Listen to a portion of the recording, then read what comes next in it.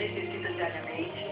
E saber como combinar, qual horário melhor para utilizar, qual tipo de batata tem certas patologias, mas eu acho que é um mito. Hoje a gente vai aprender a combinar batata, escolher batata, e a gente já tem logo a primeira participação do nosso auditório virtual, que tem a ver com esse assunto de dieta.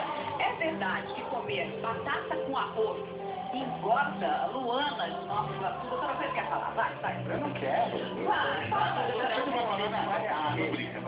Batata tem carboidrato, tá vendo?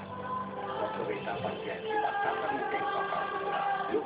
A gente foi estudando batata por causa desses programas, tá? E aí a gente vê que batata tem muito mais do que carboidrato. Batata tem proteína, batata tem antioxidante, batata é um bom alimento. Mas batata com arroz, nenhum problema se as porções forem diminuídas de cada um. Não tem porquê não poder juntar. É bom. O que acontece muitas vezes é que tem gente que exagera na porção, né, Andréia? E aí, acaba que não come proteína, não come nenhum tipo de verdura, legumes, aí isso não é legal. Mas, estou com vontade de comer uma batata e um arroz, tudo bem.